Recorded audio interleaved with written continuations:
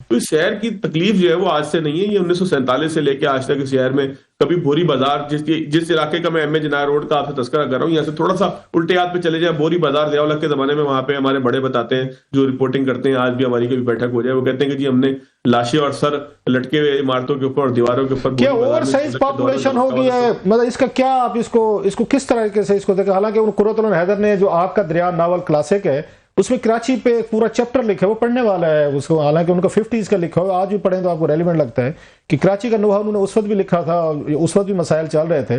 फिर हमने देखा पूरे पाकिस्तान से लोग गए, हमारे पंजाब से गए, सराइकी इलाकों से, सिंध से आए, इधर से हमारे ये खैबर पख्तूनख्वा से लोग गए, मतलब है जाके आप समझते कराची को ओवर साइज किया है, ओवर बर्डन किया है, और जितने उसकी लिमिट थी रहने के लिए उस लिमिट से ज्यादा लोग हैं। जैसे आजकल इस्लामाबाद को हम देख रहे हैं कि ये मतलब छोटा सा शहर था चंद लाख लोगों के लिए, यहाँ 25-30 लाख की आबादी होगी, हाउसिंग सोसाइटी, इस्लामाबाद भी बर्बाद हो रहा है आपके सामने। तो वही कुछ कराची में हुआ है कि इतने साइज का था नहीं, तो जितने साइज की मतलब हम सारे मिल मिला के हमारे पंजाब से, खैबर पख्तूनख्वा से, सिंध से, वो ठीक है, वो कहेंगे कि हमारा मुल्क है हम जहां चले जाएं, लेकिन एक शहर की कैपेसिटी होती है, घर में रहने की कैपेसिटी होती है, सड़क पे उस चलने की, गाड़ी की, माहौल की, 100 चीजें देखनी पड़ती हैं सर। फिर कच्ची आबादियां बढ़ गई, कच्चे घर बन गए, फिर उसके बाद जैसे उसके बाद बिल्डिंग्स हैं, उनको नोटिस जाते हैं जनाब के आप इनको खाली करें, वो कहते हैं हम यहाँ खाली करें तो किधर बिल्डिंग गिर जाए, 50-60 बंदा मारा जाता है, वो खैर है, वो घरों को खाली नहीं करते कि बिल्डिंग गिरने वाली है।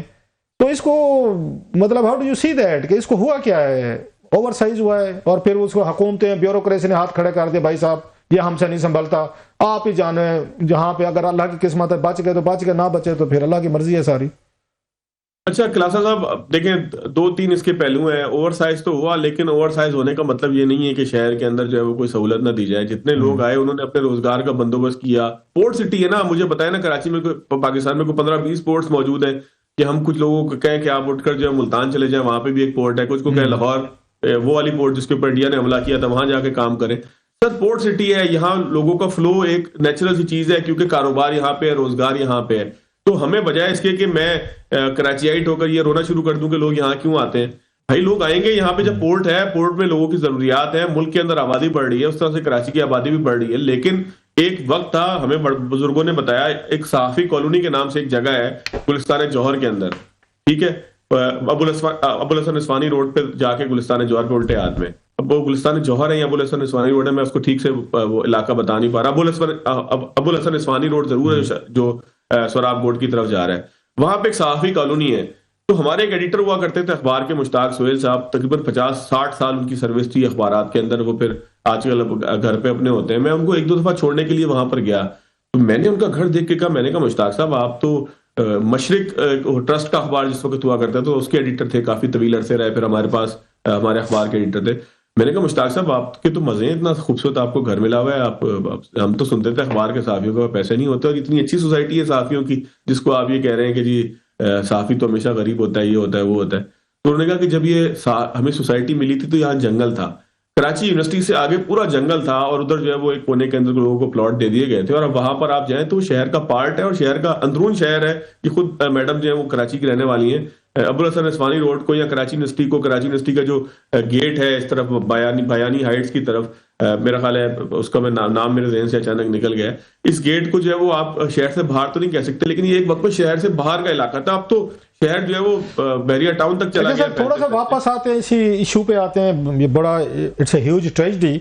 आपने ना स्टार्ट में रबिया के एक सवाल में आपने कहा था कि आपके यहाँ पे टोटल वो जो इसकी अथराइज्ड वो ये दुकानें बननी थी, उससे 179 जो है वो ज्यादा दुकानें जबरदस्ती बना लेंगे, आपने लफ्ज यूज किया जबरदस्ती का।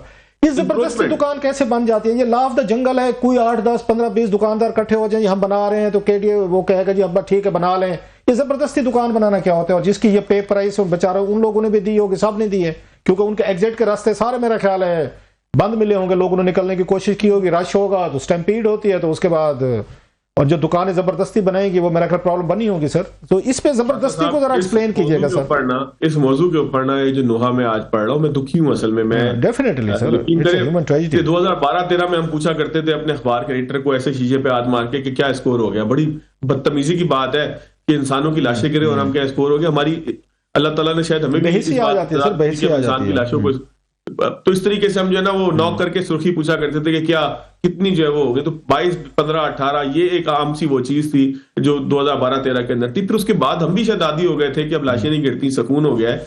लेकिन क्लासा साहब, जंगल का कानून आप समझते हैं ना, यहाँ पर एक सिस्टम के नाम से एक कानून मौजूद है, और उस सिस्टम का सबसे बड़ा जो मैंडेट है, या जो सबसे बड़ा बेनिफिशियरी है, या जहां से सबसे ज्यादा पैसा रेवेन्यू कलेक्ट होता है, वो सिंध बिल्डिंग कंट्रोल अथॉरिटी है, जो कभी कराची बिल्डिंग कंट्रोल अथॉरिटी होता है, कभी सिंध बिल्डिंग कंट्रोल अथॉरिटी होता है। यहाँ पे आप 40 गज का प्लॉट, मैं आपको थोड़ी सी और इसकी वजह दे दूं कि एक केनाल आप लोग कहते हैं 500 गज को, जो हमारे यहाँ गज कहलाते हैं 500 गज एक केनाल होता है, तो आप उसी हिसाब से अंदाजा लगा लें कि 40 गज का एक छोटा सा प्लॉट जो होता है, उसके ऊपर जो वो 10-10 मंजिला बिल्डिंग है, जिसको आमतौर पे अगर कहा जाए तो ये मोबाइल जिस तरह से खड़ा हुआ है, किटकैट की चॉकलेट की तरह जो है वो पूरी बिल्डिंग बन जाती है।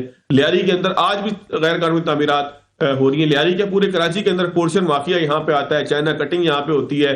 ये सब कुछ किसी की तो मंशा और मर्जी से होता है ना, और वो मंशा और मर्जी उन्हीं बिल्डिंग कंट्रोल अथॉरिटी की है जो रेवेन्यू कलेक्ट करके देते हैं। और रेवेन्यू किसको कलेक्ट करके देते हैं? स्पीड मनी कलेक्ट करके देते हैं। यानी कि यहाँ पर जो ब्यूरोक्रेसी से लेके जो सियासतदान है वो सारे के सारे इस मामले में नंगे होते हैं। मतलब आप कह रहे हैं पैसे लेके वो 100 यहाँ पे 89 या 179 दुकानें जो हैं उनका पैसा दिया गया केडीए को, या बिल्डिंग कंट्रोल जो भी इसको रेगुलेट करते हैं, या उन्होंने अपनी, आपने कहा जबरदस्ती बना लिया, या यहाँ पे उन्होंने ये पैसे दे के बनवा लिया, क्योंकि ये उनकी मर्जी तो शामिल होगी। 179 इज अ ह्यूज नंबर।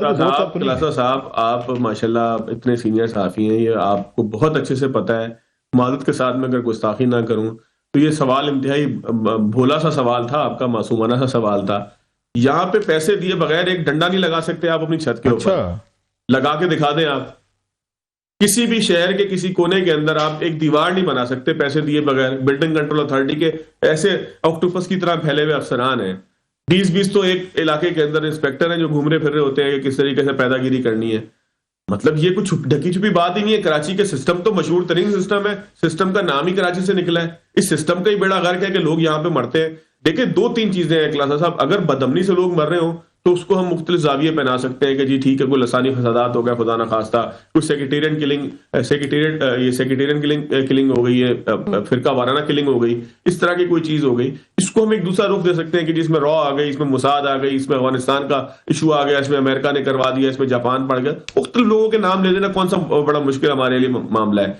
लेकिन देखें, बिल्डिंग कंट्रोल अथॉरिटी हो, वाटर बोर्ड हो, तो मतलब नलकों में पानी नहीं है, टैंकर के लिए पानी मौजूद है। ब्रेक लेने जब मेयर साहब से कहा गया कि ब्रेक लेने आपसे, मेरा ख्याल ब्रेक के बाद बहुत सारी खुद ही आ जाएगा, भाई मेरे घर लाइन तो बिछाओ, रबिया के भी हैं, मेरे भी हैं, तुमने अप्रूव करके दिया है, सोसाइटी अप्रूव है।